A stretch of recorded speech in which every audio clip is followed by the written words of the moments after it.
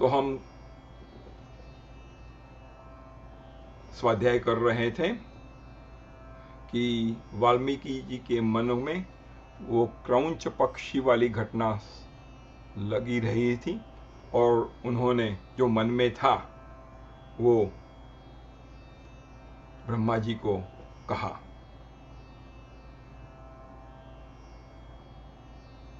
तो यही सोचते सोचते उन्होंने क्रौंची के आर्तनाद को सुनकर निषाद को लक्ष्य करके जो श्लोक कहा था उसी को फिर ब्रह्मा जी के सामने दोहराया।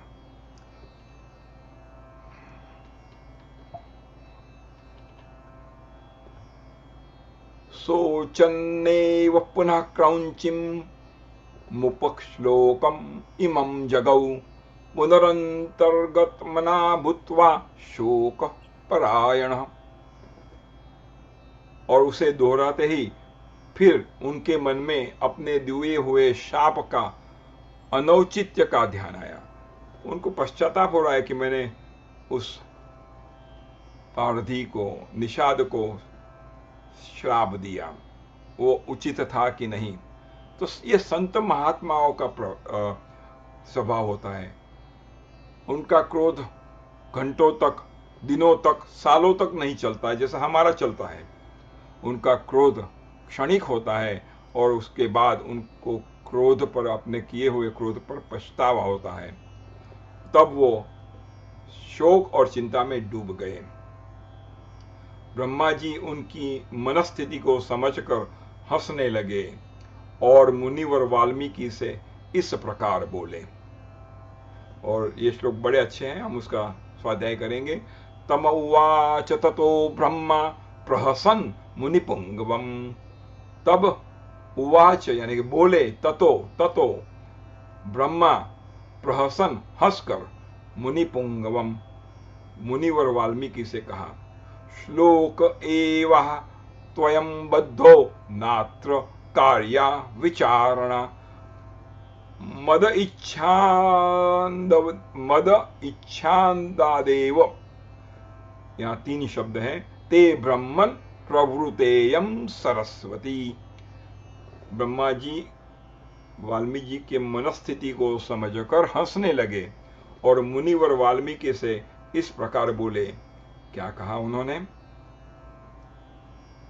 उन्होंने कहा, तुम्हारे मुख से या तो मुंह से निकला हुआ यह छंदोबद्ध वाक्य श्लोक रूपी होगा। जो आप, मैंने कहा पहले भी, हम गुस्से में आते हैं तो कोई नई कविता, कोई छंद ऐसा अंदर से बाहर नहीं आता। उस वक्त हम जोर से चिल्लाते हैं, अपशब्द भी कह सकते हैं, लेकिन कविता नहीं होती।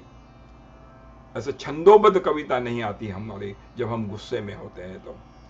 तो तुम्हारे मुंह से निकला हुआ ये छंदोबद्ध वाक्य श्लोक रूप में ही होगा। ये ब्रह्मा जी उसको आशीर्वाद दे रहे हैं, उसको वचन दे रहे हैं। इस विषय में तुम्हें कोई अन्यथा विचार नहीं करना चाहिए। मेरे संकल्प अथवा तो प्रेरणा से ही तुम्हारी मुंह से ऐसी वाणी निकली है। तो ये भी हमको कुछ सिखाती है कि जो भी होता है वो भगवान की कृपा से, भगवान की आज्ञा से या तो और भगवान की प्रेरणा से होता है। तो उन्होंने कहा ये मेरे संकल्प से हुआ है। और फिर जो आज्ञा देते हैं वो बहुत अच्छी है। रामस्य चरितम कृष्णम कुरु त्वम ऋषि सत्तम। त्वम ऋषि सत्तम, यह त्वम ऋषि सत्तम। धर्मात्मनो भगवतो लोके रामस्य धीमतः वृत्तं कथय धीरस्य यथा ते नारदात् श्रुतम।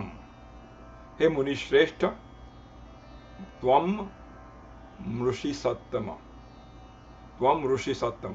हे मुनिश्रेष्ठ, तुम श्री राम के, ब्रह्मा जी आज्ञा दे रहे हैं अभी, संपूर्ण चरित्र का वर्णन करो। परम बुद्धिमान भगवान श्री राम संसार में सबसे बड़े धर्मात्मा और धीर पुरुष हैं, ब्रह्मा जी कह रहे हैं। और तुमने नारद जी के मुंह से जैसा सुना है उसी के अनुसार उनका चरित्र का चित्रण करो। तो अभी ये ब्रह्मा जी ने उनको आज्ञा दी है कि आप ऐसा करें, आप श्री राम के संपूर्ण कृष्णम, मैंने यहां हाईलाइट किया है, कृष्णम यानी कि संपूर्ण, कंप्लीट चरित्र का वर्णन करो। वैसे हम अगर पहले सर्ग में जाएं तो नारद जी ने जो घटना घटी है वहां तक का वर्णन किया है। तो उसके बाद अभी भी राम की लीला होनी बाकी है। राम ने 11,000 वर्ष राज्य किया है, और जब वो लंका से लौटकर राजा हुए थे उस वक्त उनकी आयु 25 या 30 जितनी होगी। तो 11,000 वर्ष की अभी उनकी लीला बाकी है, और ब्रह्मा जी कह रहे हैं आप सब लीला जो सुनी है, जो घट चुकी है और जो घटने वाली है, जो भविष्य में होने वाली है, उस सब का आप वर्णन करो। ऐसा उनको जो आज्ञा करनी थी वो उन्होंने की।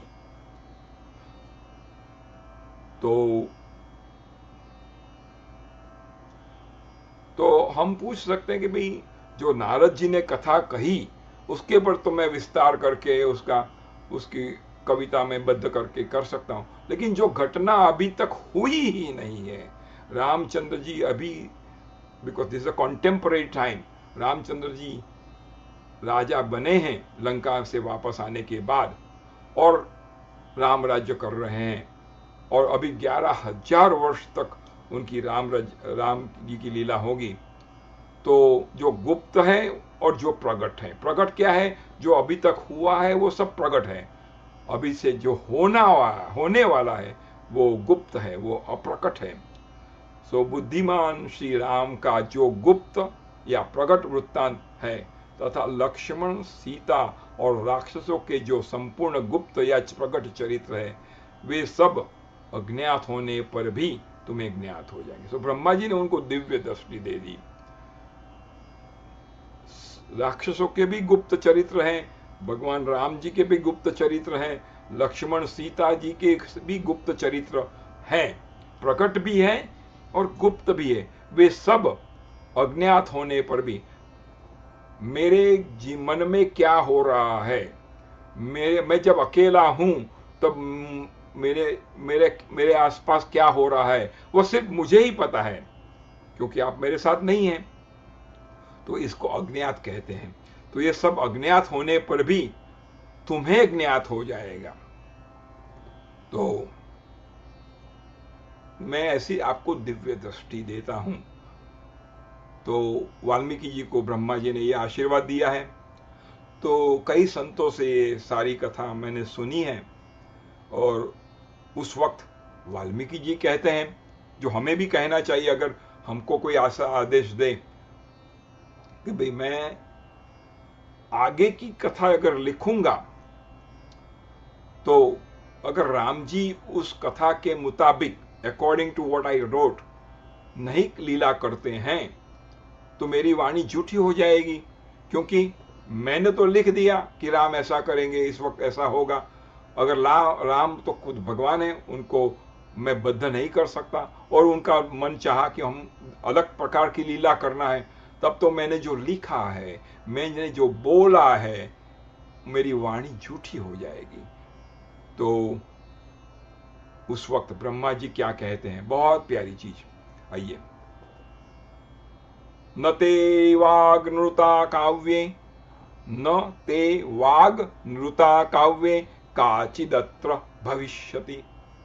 जो हमारा प्रश्न था, जो वाल्मीकि जी का प्रश्न था, उसका उन्होंने निराकरण किया है, उनकी जो शंका थी उसको दूर की है।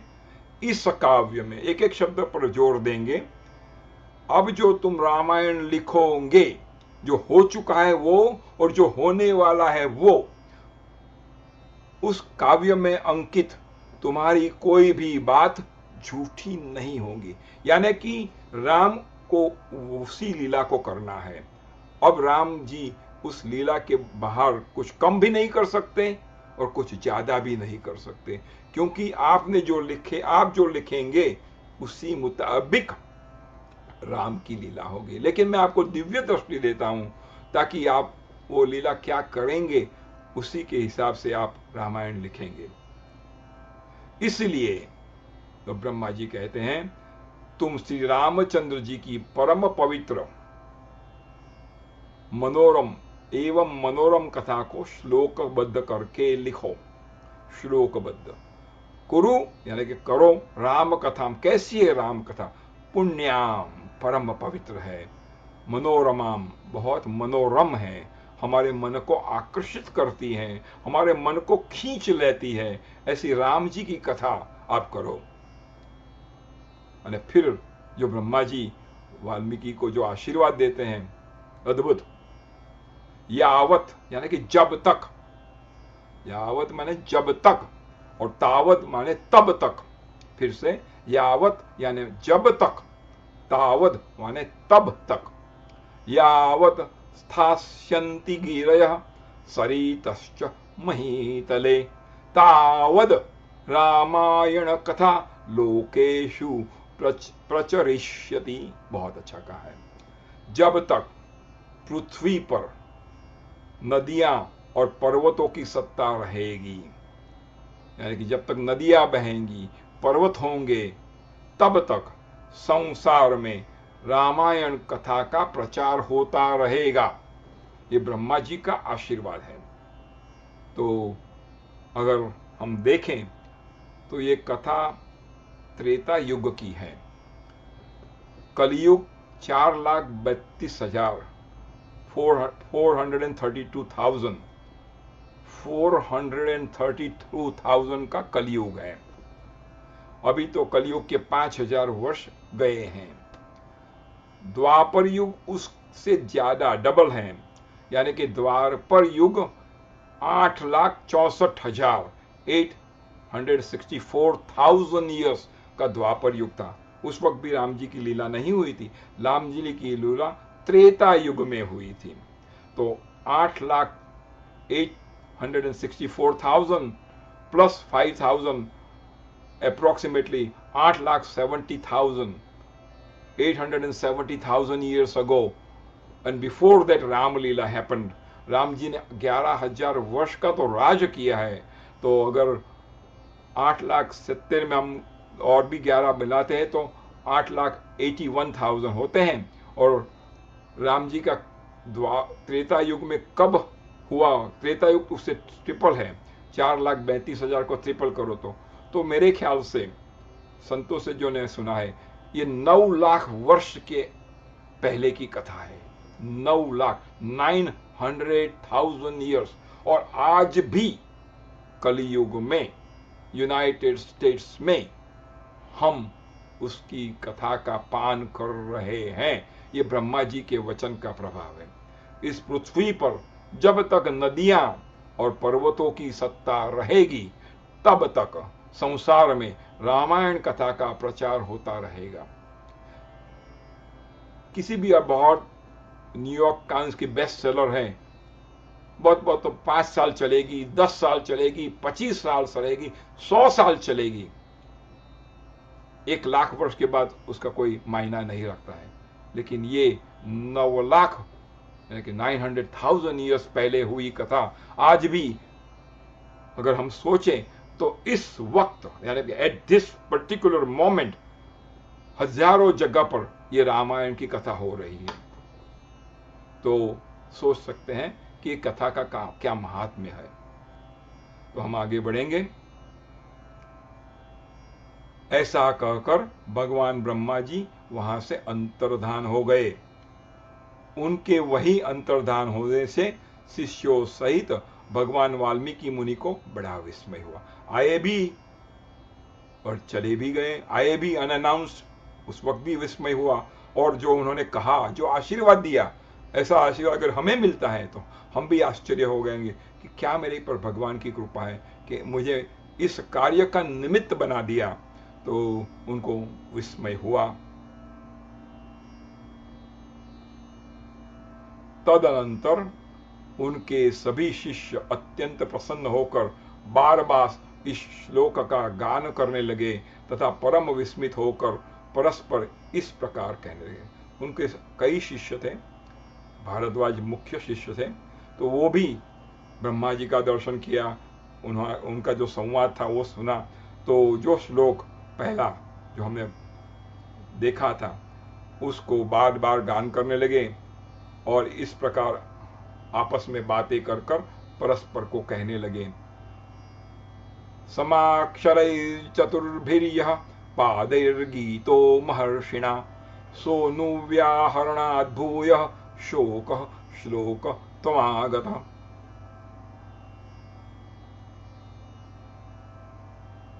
हमारे गुरुदेव, शिष्य को गुरु जी का कितना गौरव होता है कि हमारे गुरुदेव कितने बड़े हैं, कि गुरुदेव महर्षि ने क्रौंच पक्षी के दुख से दुखी होकर जिस समान अक्षरों वाले 4 चरणों से युक्त वाक्य का गान किया था वह था तो उनके हृदय का शोक, किंतु उनकी वाणी द्वारा उच्चारित होकर वो श्लोक हो गया।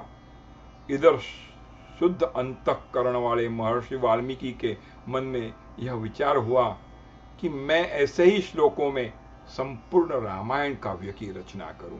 उन्होंने तय कर दिया कि ब्रह्मा जी की आज्ञा है तो इसी प्रकार के श्लोकों में संपूर्ण रामायण की मैं रचना कर दूंगा। और फिर आगे कहते हैं, यह सोचकर उदार दृष्टि वाले उन यशस्वी महर्षि ने भगवान श्री रामचंद्र जी के चरित्र को लेकर हजारों श्लोकों से युक्त महाकाव्य की रचना की। यहां लिखा नहीं है, लेकिन 24,000 श्लोक ये रामायण में है। 24,000 सारी रामायण नारद जी ने 100 श्लोकों में वाल्मीकि जी को कही, और वाल्मीकि जी ने जिनको ये दिव्य दृष्टि प्राप्त हुई राम के प्रागट्य से राम के जाने तक का, अपने साकेत धाम में गए तब तक का सब इतिहास जो हुआ था और जो होने वाला था सबको वो देख रहे थे। जैसे हमारे हाथ में अगर कुछ है तो उसको देखने के लिए हमें कोई परिश्रम नहीं करना पड़ता है, जो हमारे हाथ में है उसे हम देख सकते हैं, वो भी इसी प्रकार देख रहे थे। तो जो उनके यश को बढ़ाने वाला, आज वाल्मीकि जी का यश कौन गा सकता है?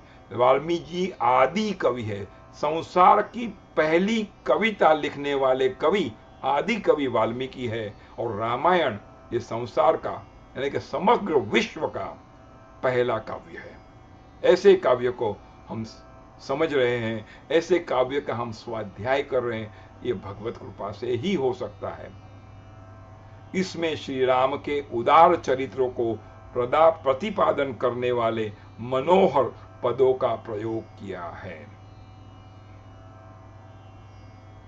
महर्षि वाल्मीकि के बनाए हुए इस काव्य में अब कहते हैं, तत्पुरुष आदि समासों, दीर्घ गुण आदि संधियों और प्रकृति प्रत्यक के संबंध का यथा योग निर्वाह के।